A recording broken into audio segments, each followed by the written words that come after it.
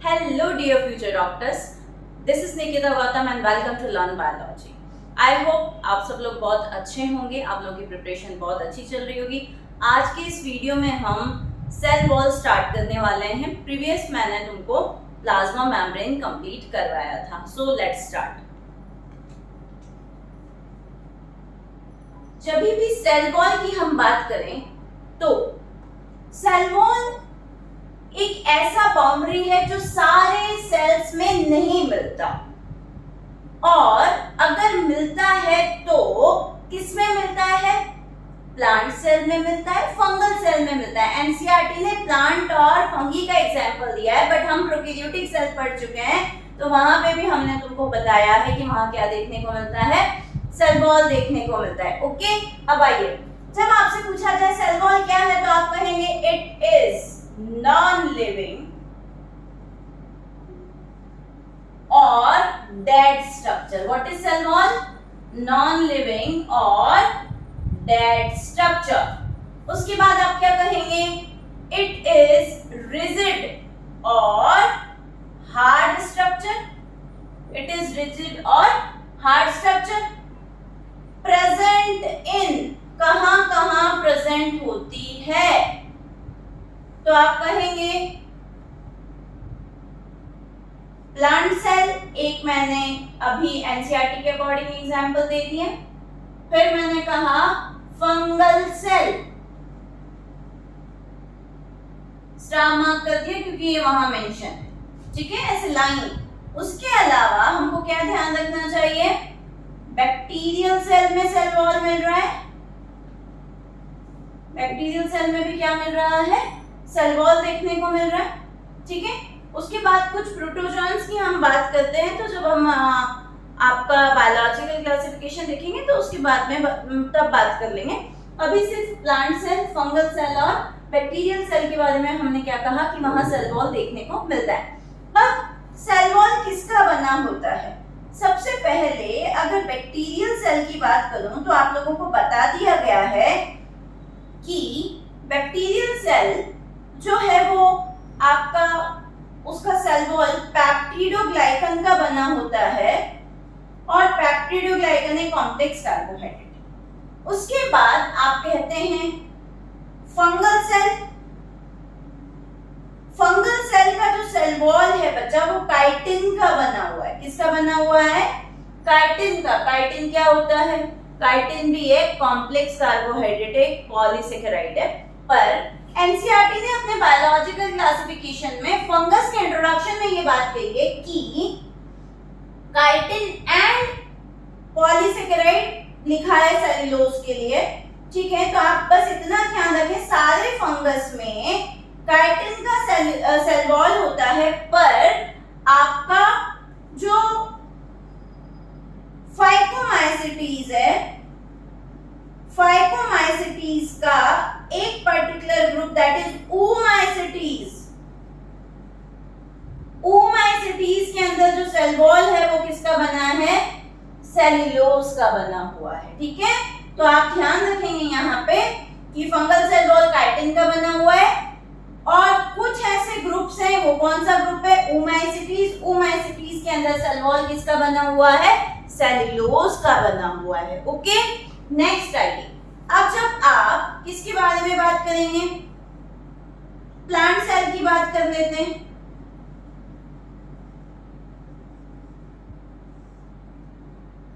Plant cell के अंदर cell wall जो है किसका बना है? Cellulose, hemicellulose, pectin and protein. क्या बोला? Cellulose, hemicellulose, pectin and protein. Cellulose, hemicellulose, pectin, ये तीनों के तीनों आपके कॉम्प्लेक्स कार्बोहाइड्रेट है, और प्रोटीन तो प्रोटीन की बात हो गई। अब वहां पे एल्गल सेल की हम जब बात करेंगे, देखो एल्गी क्या होते हैं? एल्गी भी लोअर प्लांट्स होते हैं, तो एल्गी की जो सेल वॉल, एल्गी में भी सेल वॉल मिलेगी, लोअर प्लांट्स में आप उनको कंसीडर कर रहे हैं। तो एल्गी का जो सेल वॉल है वो किसका बना हुआ है? वो बना हुआ है आपका सेल्यूलोज का,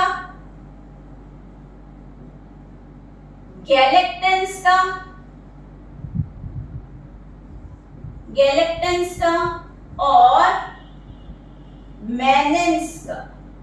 सेल्यूलोज, गैलेक्टेंस, मैनेंस, इनका क्या बना हुआ है? एल्गी का सेल वॉल बना हुआ है। प्लस यहाँ पे आपको कैल्शियम कार्बोनेट देखने को मिलेगा in the form of mineral. Okay, तो ये आपने कहा कि एल्गी क्या है, एल्गी के अंदर इन सब चीजों का, इस तरह से आपने कंपोजिशन ऑफ सेल वॉल देखा। ठीक है, अलग अलग सेल टाइप, तरह के सेल में, लाइक एल्गी के सेल में, बैक्टीरिया के सेल में, प्लांट सेल में, ठीक है, फंगल सेल में अलग अलग कार्बोहाइड्रेट का आपका सेल वॉल बना हुआ है। आई होप मेरे भावी चिकित्सकों को इतनी बात समझ में आती है। अब आगे देखते हैं, जब कभी भी सेल वॉल के लिए पूछा जाए तो सेल वॉल जो है वो एक्सटर्नल बाउंड्री है। क्या है? एक्सटर्नल बाउंड्री है। और ये एक्सटर्नल बाउंड्री जो है, external boundary which covers cell membrane, means आपका जो सेल वॉल है वो सेल मेम्ब्रेन के ऊपर देखने को मिलेगा। सबसे बाहर आपका सेल वॉल हो गया, देन आपका सेल मेम्ब्रेन हो गया। अब आगे देखते हैं सेल मेम्ब्रेन, सेल वॉल की स्ट्रक्चर की बात करते हैं।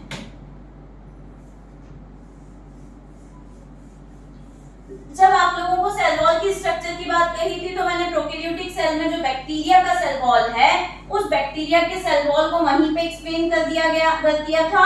आज जिस स्ट्रक्चर की मैं बात करने जा रही हूँ, I am targeting mainly plant cell का स्ट्रक्चर। किसका स्ट्रक्चर टारगेट कर रही हूँ?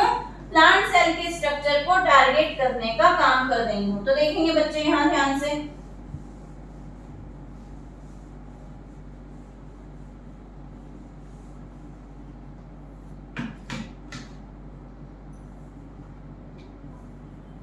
देखिए स्ट्रक्चर की बात की जाए,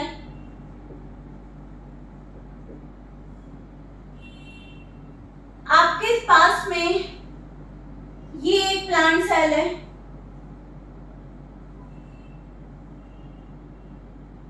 ठीक है, और ये दूसरा प्लांट सेल है। ये एक प्लांट सेल, ये दूसरा प्लांट सेल। सेल वॉल क्योंकि डेड है, रिजिड है, हार्ड है, वैसे तुम जो भी बुक्स वगैरह देखोगे ऐसे हेक्सागन के फॉर्म में उसके स्ट्रक्चर को बता रखा होगा बाहर से, ठीक है, उसके अपीयरेंस को बता रखा होगा, ठीक है। तो ये ऐसे आपका, मैंने बोला ये सेल नंबर 1 है, ये सेल नंबर 2 है। इस सेल के अंदर की तरफ, ठीक है, चलो अंदर की बाद में बात करेंगे, पहले कहते हैं ये दोनों सेल, ठीक है, पास में है, ठीक है। तो इन दोनों सेल के बीच में आपस में इनको जोड़े रखने के लिए, दो ब्रिक्स को आपस में जोड़ने के लिए आपको क्या चाहिए होता है? सीमेंट चाहिए होता है। तो इनके सराउंडिंग में सेल वॉल से बाहर एक सीमेंट प्रेजेंट होता है, और वो जो सीमेंट होता है बच्चों, वो क्या कहलाता है आपका? वो सीमेंट कहलाता है कैल्शियम मैग्नीशियम पैक्टेट, और वो बनाता है मिडिल लैमेला। ये सेल 1, ठीक है, ये आपका सेल 1 है, ये आपका सेल 2 है। दोनों सेल के बीच में ये क्या प्रेजेंट है? Middle lamella. मिडिल मतलब बीच में, लैमेला मींस कवरिंग। दो सेल के बीच में स्पेसिफिक कवरिंग और लेयर देखने को मिल रही है, वो क्या है? लैमेला। और ये लैमेला बना होता है कैल्शियम मैग्नीशियम पैक्टेट का, और ये calcium magnesium pectate act as a cement between two plant cell. Okay, इतनी बात समझ में आ गई, ठीक है। तो यहाँ पे सबसे बाहर जो आपको दिखा, दैट इज आपका मिडिल लैमेला। फिर अंदर ये जो ब्लैक दिखाई दे रहा है, जिसे मैंने हेक्सागन ड्रॉ किया है, ये ब्लैक क्या है? ये ब्लैक है आपका सेल वॉल। क्या है ये आपका? सेल वॉल, ठीक है। अब बच्चों जब आप आगे की तरफ चलते हैं तो सेल वॉल में ऐसे लेयर्स होती हैं, ठीक है, पर मान करके चलें। सेल वॉल में, सारे सेल वॉल में आपका सारी सेल्स में अलग सारी जो सेल्स है, लाइक आपका मैंने बोल दिया मेरिस्मेटिक सेल्स बोल दिया, फिर मैंने परमानेंट टिश्यू की सेल बोल दिया, उन सारी की सारी सेल्स के सेल वॉल में लेयर देखने को मिलेगी ये जरूरी नहीं है। अभी पहले बात को समझो। क्या अगर आपसे बोला जाए सेल वॉल, तो सेल वॉल जो है वो बाहर से अंदर की तरफ ऐसे सबसे पहले प्राइमरी सेल वॉल आता है। क्या आता है? Primary cell wall. फिर आपका आता है सेकेंडरी सेल वॉल,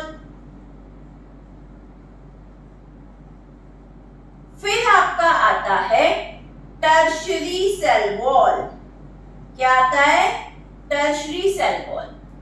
अब बच्चों, इनमें एनसीईआरटी ने ऐसे प्राइमरी सेकेंडरी टर्शियरी नहीं बताया है, तुम्हें बस सेल वॉल ध्यान रखना है और ये ध्यान रखना है कि प्राइमरी सेल वॉल जो है वो यूनिवर्सल है, वो तो आपके सारे सेल्स में देखने को मिलेगी। क्या बोला?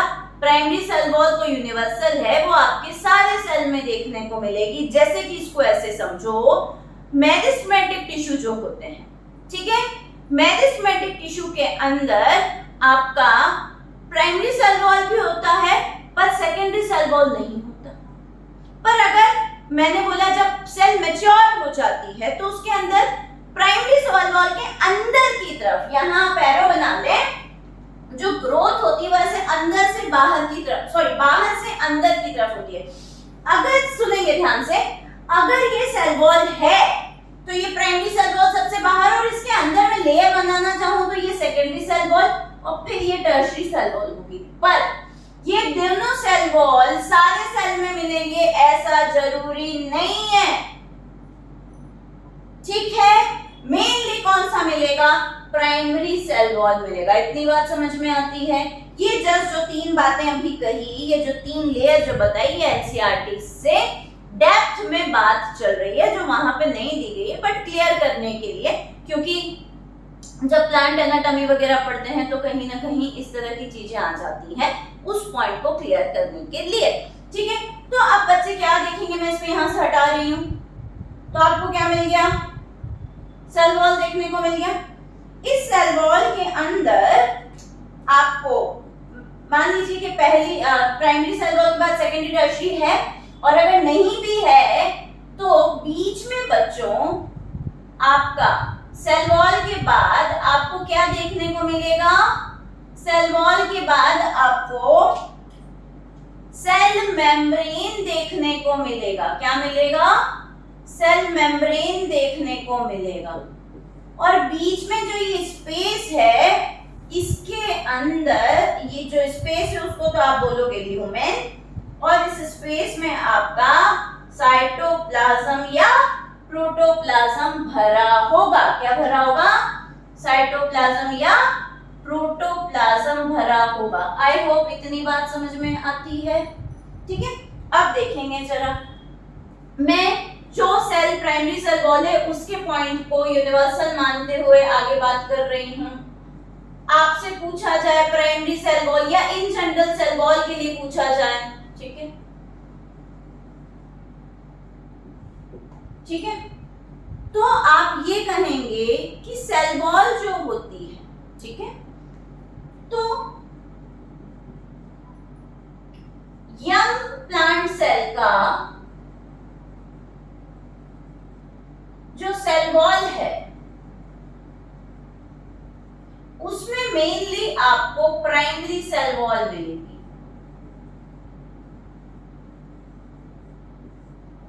ठीक है। और एनसीईआरटी ने एक लाइन लिखी है कि it is capable of growth, ठीक है।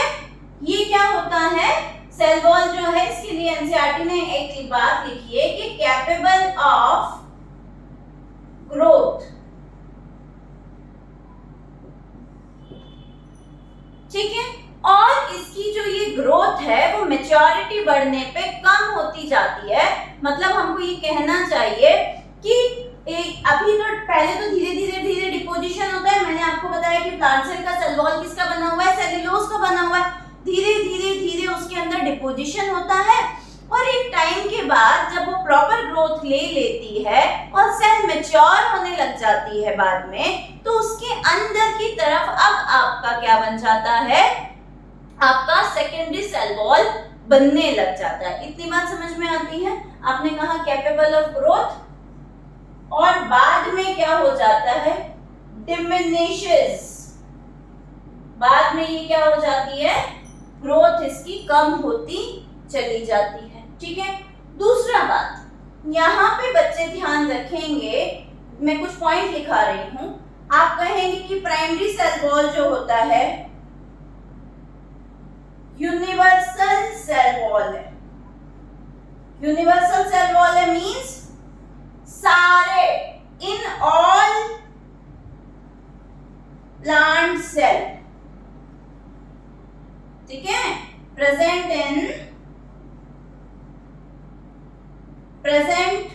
इन ऑल प्लांट सेल। ओके, फिर आप क्या याद रखेंगे, दूसरा मैंने बोला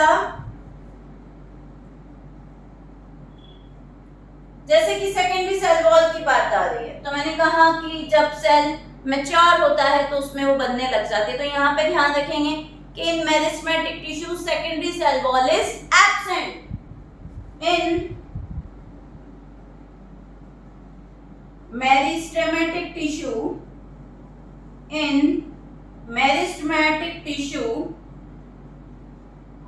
secondary cell wall is absent. ठीक है, तो इससे पता चल जाता है कि ये जो यंग है उनमें से प्राइमरी मिलेगी और जब मैच्योर होंगे तो सेकेंडरी बनने लग जाएगी, पर उनमें भी सब में मिलेगी क्या कहते हैं, उनमें भी ये जो टर्शियरी वॉल है वो तो सब में देखने को नहीं मिलेगी। ठीक है, अब देखेंगे जरा, फिर टर्शियरी वॉल सब में देखने को नहीं मिलती तो कहाँ मिलती है, तो यहाँ बात लिख सकते हैं, टर्शियरी वॉल कहाँ मिलेगी, वो देखने को मिलेगी आपको ट्रैकीड्स ऑफ जिम्नोस्पर्म में। ट्रैकीड्स ऑफ जिम्नोस्पर्म में आपको टर्शियरी वॉल देखने को मिलेगी। अभी बच्चे रिकॉल करेंगे फटाफट से। देखो, सेल वॉल हमने कहा, हाँ सेल वॉल प्लांट का किसका बना हुआ है, ऐसे बचपन से पढ़ते हैं सेल्यूलोज का बना हुआ है, बट हमें 3 कंपोनेंट और याद रखने हैं, सेल्यूलोज, हेमीसेल्यूलोज, पैक्टिन, प्रोटीन। क्या क्या, cellulose, hemicellulose, pectin, protein. Okay, अब हमने कहा कि जब सेल वॉल की बात करते हो तो उसमें लेयर्स होती हैं, पर ये सारी लेयर्स जो होती हैं सारे प्लांट सेल में देखने को नहीं मिलती। जैसे कि यंग प्लांट्स में मेरिस्टेमेटिक टिश्यू में सिर्फ और सिर्फ प्राइमरी सेल वॉल देखने को मिलेगी। तो ये जो लेयर होती है वो कितनी होती है, 3 हो सकती हैं, जब क्योंकि सेल वॉल बाहर से अंदर की तरफ ग्रोथ करता है। पहला primary cell wall, secondary, tertiary. अब बोलोगे इनमें डिफरेंस क्या है, किस बेसिस पे आपने इनको ऐसा कहा, तो समझेंगे बच्चे ध्यान से। अगर आपने कहा प्राइमरी सेल वॉल, तो प्राइमरी सेल वॉल के अंदर कंपोजिशन जो होगा, डिपोजिशन, वो बेसिकली सेल्यूलोज, हेमीसेल्यूलोज है, पैक्टिन है, पर उसके अलावा सेकेंडरी सेल वॉल के अंदर जो है इनका जो कंपोजिशन है वो कैसा हो सकता है, और ज्यादा हो सकता है। इसलिए प्राइमरी सेल वॉल से ज्यादा थिक कौन सी होती है, सेकेंडरी सेल वॉल। तो प्राइमरी और सेकेंडरी सेल वॉल में, प्राइमरी, सेकेंडरी, टर्शियरी में सबसे ज्यादा थिकेस्ट कौन सा होता है, तो आपका आंसर होना चाहिए थिकेस्ट होता है।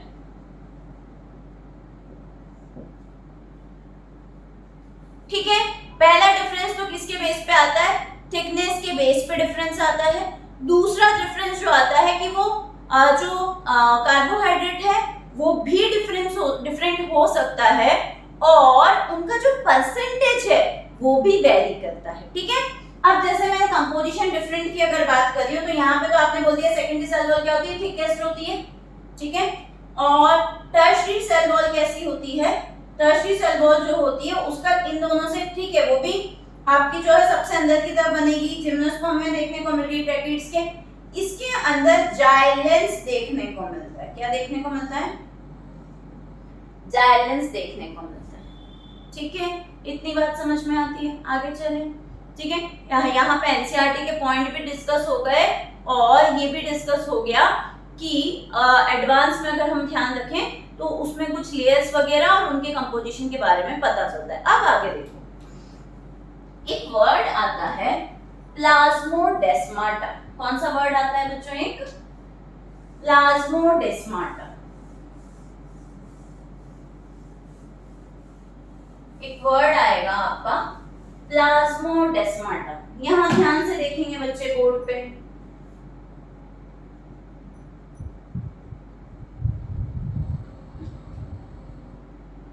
प्लाज्मोडेस्माटा पहले क्या होता है ये समझ लो। दो प्लांट सेल के बीच में एक ट्रांसवर्स कनेक्शन बन जाता है या बीच में एक स्पेस आ जाता है, ऐसे ये स्पेस आ जाता है और इस पर्टिकुलर रीजन में, ठीक है, यहाँ पे क्या हो गया, एक स्पेस आ गया और उस स्पेस से आपका साइटोप्लाज्म आ जा सकता है। उस स्पेस से क्या हो सकता है? आपका साइटोप्लाज्म आ जा सकता है, ठीक है। तो प्लाज्मोडेस्माटा इज अ कनेक्शन, ठीक है, बिटवीन टू प्लांट सेल जहां पे कि मिडिल लैमेला और सेल वॉल की थिकनेस नहीं है और ये जो है सेल टू सेल इंटरेक्शन में मदद करता है, साइटोप्लाज्मिक कनेक्शन बनाता है, ठीक है। आपने यहाँ पे क्या क्या देखा? देखो, ये आपका सेल वॉल था, ये सेल मेम्ब्रेन था, ठीक है, ये मिडिल लैमेला था, नंबर 1 मिडिल लैमेला, नंबर 2 आपका cell wall, number 1 middle lamella, number 2 cell wall, number 3 cell membrane, number 3 cell membrane. उसके बाद अब यहाँ पे एक बात आई प्लाज्मोडेस्माटा की। तो प्लाज्मोडेस्माटा क्या है? Place junction where thickness of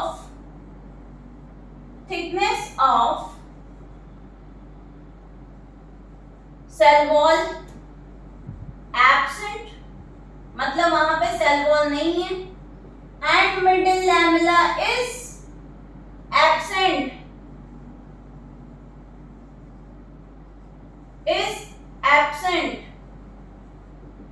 क्या करता है ये?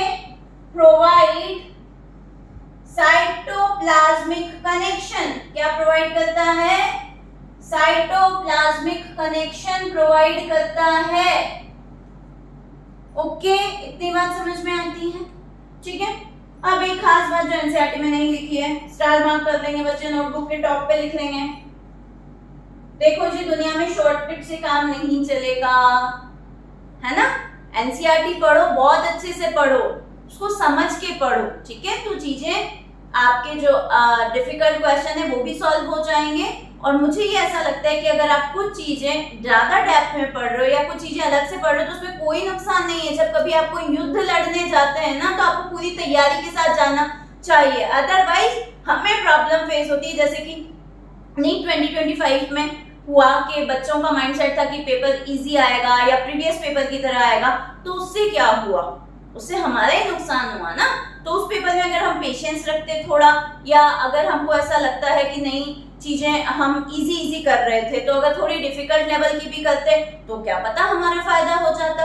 इसीलिए युद्ध में जाने से पहले हमें सारे हथियारों के साथ, सारी तैयारी के साथ आगे बढ़ना चाहिए, ठीक है। चलिए, इसी के साथ स्टार मार्क एक पॉइंट बता दे रही हूँ यहाँ पे।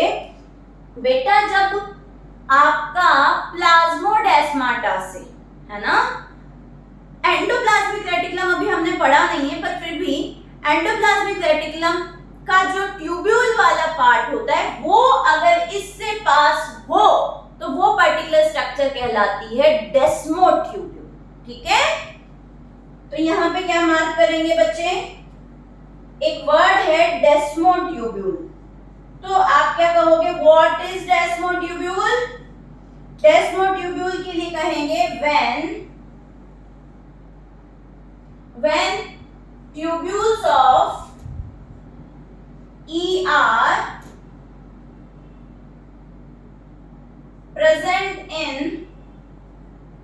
प्रेजेंट और पासेस भी लिख सकते हैं फ्रॉम प्लाज्मोडेस्माटा, तो उसे क्या कहा जाएगा, डेस्मोट्यूब्यूल, है ना। जब प्लाज्मोडेस्माटा से ईआर के थ्रू कनेक्शन बन रहा है, ईआर के जो ट्यूब्यूल्स हैं, ठीक है, उनके थ्रू वो यहाँ से पास हो पा रहे हैं या उनके थ्रू कनेक्शन बन रहा है, तो आप उसे कह देंगे डेस्मोट्यूब्यूल, ठीक है। आ रही है बात समझ में? When tubules of ER present और पासेस फ्रॉम प्लाज्मोडेस्माटा, उसे कहा जाता है डेस्मोट्यूब्यूल। अब नेक्स्ट देखेंगे बच्चे, नेक्स्ट और लास्ट पॉइंट जो है सेल वॉल का, वो है आपका फंक्शंस ऑफ सेल वॉल। वो क्या है आपका, फंक्शंस ऑफ सेल वॉल, ठीक है। इसमें पहला point, cell wall provide shape to the cell. Cell wall जो होती है वो सेल को शेप प्रोवाइड करने का काम करती है, पर ऐसा नहीं है कि वो सिर्फ शेप ही प्रोवाइड करने का काम करती है, ठीक है। तो और क्या करती है, provide mechanical support, provide mechanical support,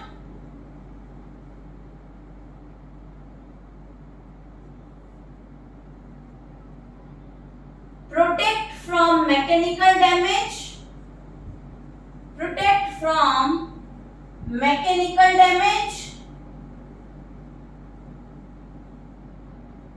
and protect from infection, protect from infection। उसके बाद जैसे ये प्लाज्मोडेस्माटा है तो क्या बोलोगे, helps in cell to cell interaction, helps in cell to cell interaction, helps in cell to cell interaction। फिर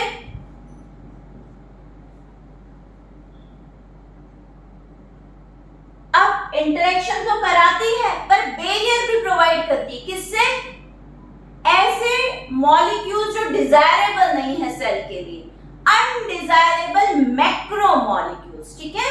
तो आप यहां पे लिखेंगे provide barrier to undesirable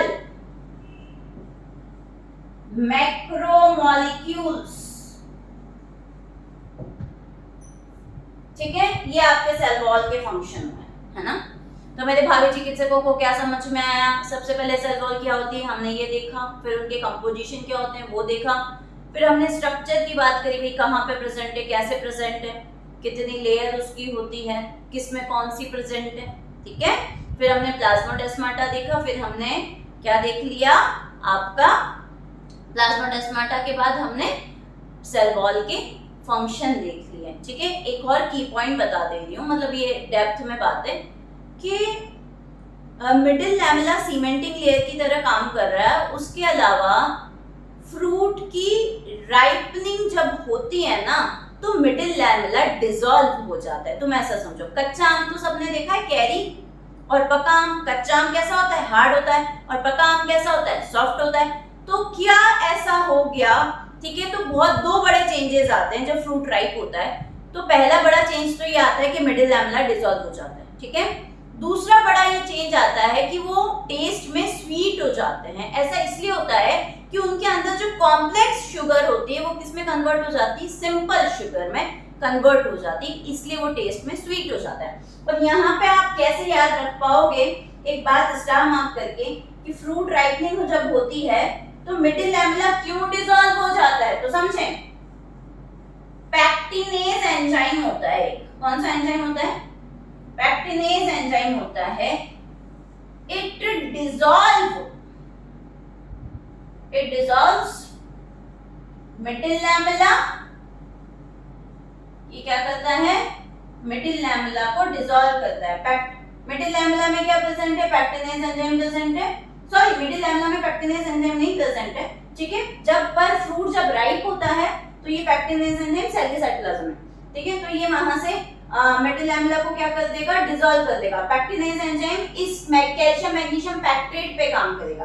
pectinase enzyme किस पे काम करेगा? कैल्शियम मैग्नीशियम पैक्टेट पे काम करेगा, जो कि मिडिल लैमेला में मिल रहा है, और फिर उसको वो डिसॉल्व कर देगा। और डिसॉल्व करने से जो सीमेंट है ना, तो डिसॉल्व हो जाएगा। तो वो कैसे हो जाएंगे? बॉन्ड्स थोड़े उनकी जो बीच में की सीमेंटिक लेयर की वजह से, डिसॉल्व होने की वजह से फ्रूट जो था वो क्या हो जाएगा? वो हार्ड से थोड़ा सॉफ्ट हो जाएगा, ठीक है। और it dissolve middle lamella helps in fruit ripening.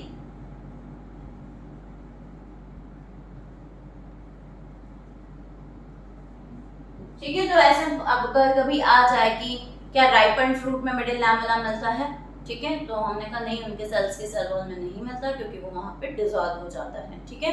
दूसरा, जो सेल का फ्री सरफेस होता है, जैसे कि क्योंकि ये तो सीमेंटिंग लेयर है ना, दो सेल्स को जोड़ने का काम कर रहा है, तो जैसे आपकी लीफ का जो अपर सरफेस पे जो सेल्स प्रेजेंट होगी, उनको तो किसी दूसरी सेल से जुड़ना नहीं है, उनके ऊपर तो क्यूटीन का लेयर प्रेजेंट होता है ना, तो नीचे वाली सेल से जुड़ी है, ऊपर तो सरफेस के ऊपर क्या है? क्यूटीन का लेयर है। तो फ्री सरफेस के ऊपर आपका मिडिल लैमेला नहीं होता। ये दो बातें जो एनसीईआरटी से बिल्कुल ही बाहर है, पर डेप्थ में है, इसलिए मैंने आपको बता दी। आई होप मेरे भावी चिकित्सकों को सेल वॉल समझ में आई होगी, मेरा लेक्चर अच्छा लगा होगा, और अगर आपको अच्छा लगा है तो भावी चिकित्सकों hit like share and subscribe, और कोई भी डाउट है तो let me know in the comment section. Thank you so much, all the best.